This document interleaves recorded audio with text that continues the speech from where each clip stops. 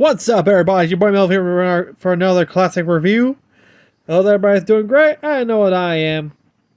And since you like the last two episodes I did on the Goosebumps episode review, I'm doing a third one, so let's do this, shall we? But before we begin, did you subscribe? Did you hit the bell? If so, what are you waiting for? Are you about to lose your head and become a painting forever? If so, well, good luck with that. So yeah, as from the hint, yep, reviewing the season 2 episode, The Headless Ghost. Aired on September 21st of 1996, and this was a good one, because this was the 23rd episode of, the whole Goosebumps series, but this is the 5th episode for season 2. Just between Bad Hair Day and Go Eat Worms. Ugh. But yeah, we all know the story though. And there'll be some surprises, like trivia. But let's begin, shall we? So yeah, we get the opening title where we see a house by a home by a lighthouse. Then we meet Andrew, a nasty, bratty 13-year-old trying to find the ghosts, which I think I don't know if that's a servant or his mother telling him to go to bed, which of course he's being cocky. And all of a sudden, the ghost appears and tells him, "Now you see me. But I will take something from you." Which, guess what he did? He ripped his head off, which we meet Odo, who's the curator of the museum, explaining the story of the ghost of Andrew, who's now famous for being the Headless Ghost over in the old home.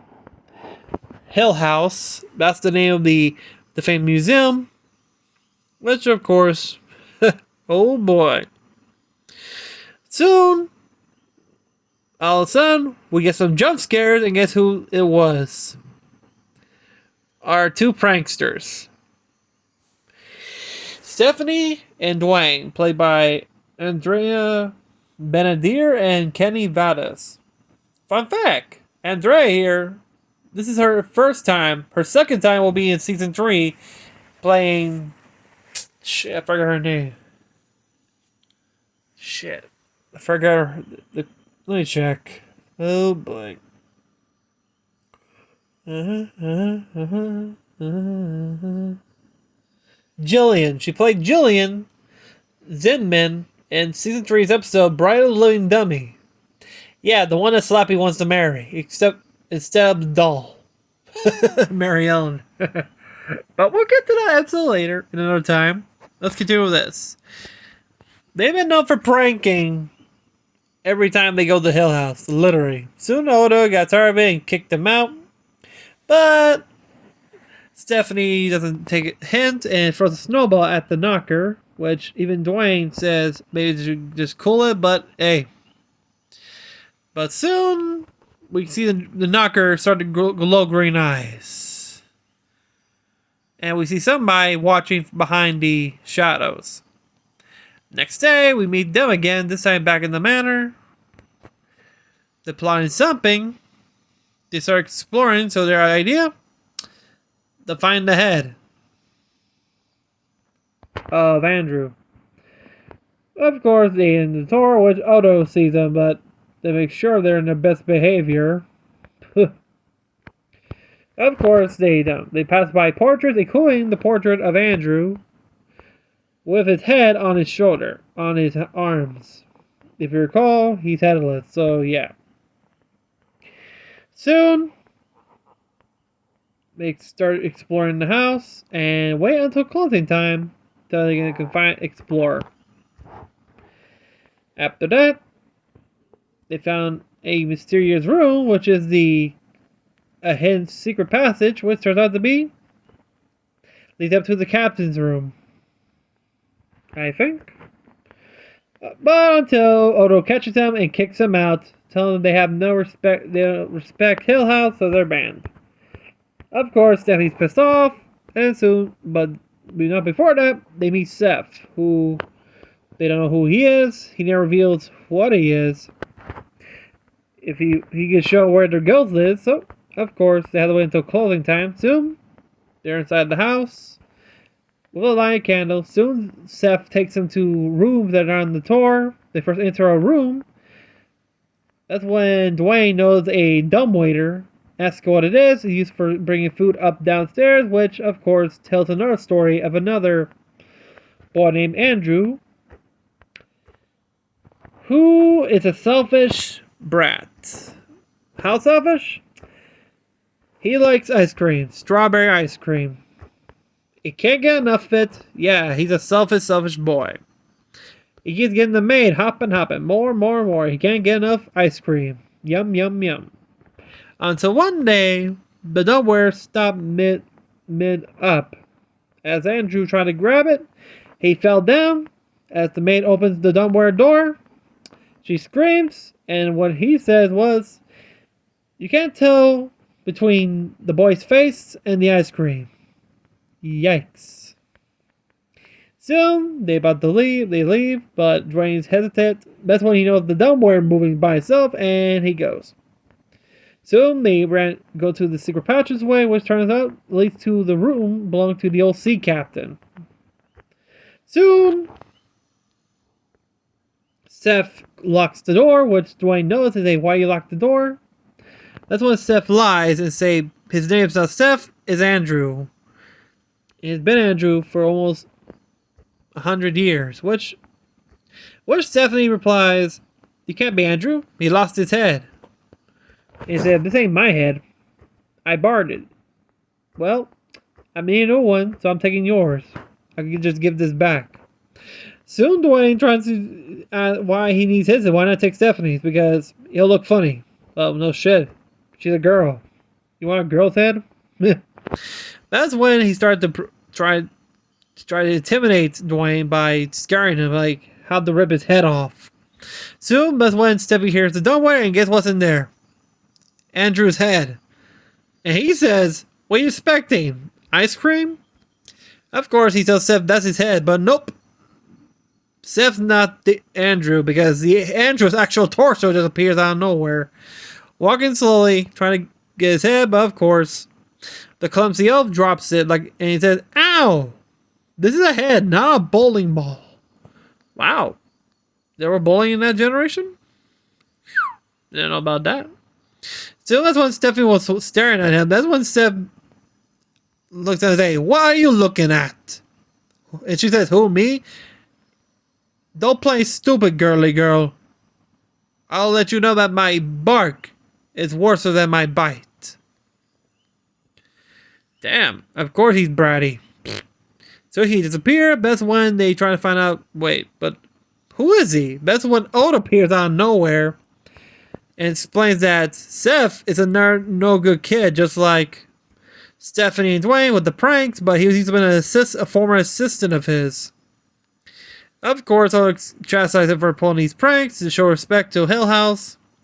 That's when he opens another door, because there are a lot of hidden entrances and hidden doors in Hill House.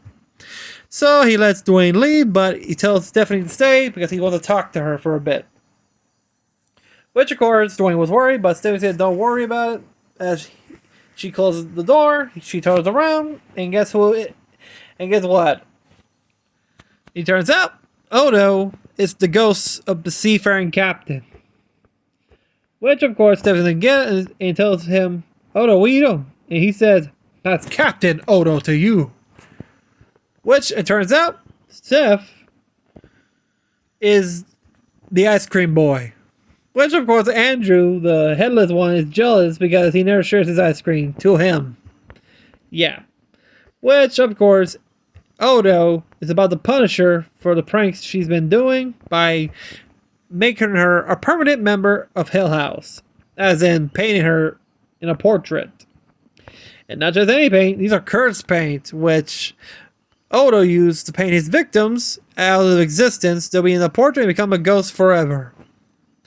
Soon as Odo starts to paint Stephanie while Dwayne's walking down, he hears her scream. He runs up, and we see Stephanie slowly fading away as her likeness starts to be part of the painting, literally. And she tried to beg for her forgiveness, and Odo says, will she learn? And the other two say, she'll learn. And she says, I didn't mean it. That's when Dwayne arrives. Nearly too late, because we see her, she's only missing half her face, and the painting's already almost done, so Dwayne throws down the water, I think, into the portrait. It washes off. Stephanie is free. That's when Odo loses it, screams, and they all leave. Run as fast as they could out of the house. And seeing Odo chasing them while screaming. As they ran out of the house, we could hear him screaming. Next morning, looks like the museum closed some time ago. We meet another couple. Looks like they're interested in buying the old house. They mentioned that they used to been tourists here, and that's when after it turns out to be Odo, as the salesman saying, of course, I'm a ghost. That's when he looks at us in a fourth wall break, closes the door, and we see the doorknob growling. And that was the Headless Ghost. And oh boy, there's a lot. It's a funny thing. I was doing research on this episode, and there are a lot of differences between the book and this episode. Take example, in the book, okay, because Andrew wasn't nastier in the book. That's the weird part.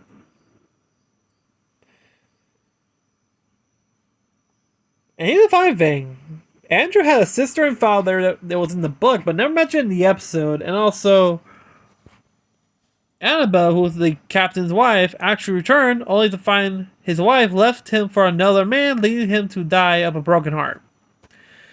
In the episode, he just lost his sea. Fuck. And we got other episodes like... There's a lot of descriptions here that I wrote down because, come on, it's pretty funny. Like, example, Andrew was a bit nastier and brattier in the TV version, insulting and threatening Stephanie after she finds his head and thanking her instead of thanking her. But in the book, he was nicer and thanks them before vanishing. Wow. Well, no shit. I don't know who's the kid who played that way. Oh boy. He needs a major spanking for that, I tell you what. And also in the... Of course, Stephanie constantly annoys Oda and his fellow visitors after pulling scary pranks and then sneaking away to look at Andrew's head. Well, let's just say... Here's the thing. They only do pranks... In the episode, they only do pranks on Hill House, but in the book, they only prank in the neighborhood, but when they get to the museum, they're more nicer to Odo and the other guests, so that's just interesting, though. Very interesting. But yeah, there's a lot of differences between the book and the episode, because remember, they wanted more gruesome and less nice, so they made most of the pranks at Hill House, instead of making it in the neighborhood. And the ending is different too. Remember? In the book, Dwayne and Stephanie visit Hill House for old time's sake, but after they took the tour, they were informed by police that the house was shut down months ago, and it revealed that Odo is the ghost. Yeah, in the episode, we see the house shut down as a museum. It ends up for sale, but a couple interested in purchasing it. If it's asking for rumors about it, a real estate agent turns out to be Odo, comments, sure, I'm a ghost. Which, yeah. And there's been a lot. Remember, there's been a lot of changes, maybe because they want to make it more scary and less heartwarming. Remember, in Monster and the Haunted Mask, there was a different ending. But if you've ever seen the channel, I can't remember his name, he does like Goosebumps series and episodes. There's a band ending of Haunted Mask where that when, you know, Carly Beth's brother puts on the mask and comes to life, she screams actually with dreadful music. They changed that to that ending you see now. But the original ending is actually locked up in a vault somewhere, so it's not destroyed, so that's good news. But yeah, But also the climax is different as well. In the books, Andrew simply took his head and kids left. In the episode, after the confrontation with Andrew's ghost in the attic, Odo appears, reveals himself as his assistant, then dismisses Dwayne, but instead Stephanie remains as he wished the word, which Odo reveals as the ghost captain. And Steph turns out to be Andrew, the boy, the ice cream boy, who fell down the dumbwaiter shaft. As punishment, Stephanie being painted in a portrait with the captain's curse paint, which, like I said, to become a ghost and doomed to haunt the house forever. Which, I already told you what happened after that. Dwayne rushes up. He grabs some, I think it was paint. In the book, I think it's paint remover, which they paint thinner, which is a type of chemical that removes paint. And managed to splash on the portrait to free Stephanie. Which, I thought was water. Eh. It's not easy, though. But still.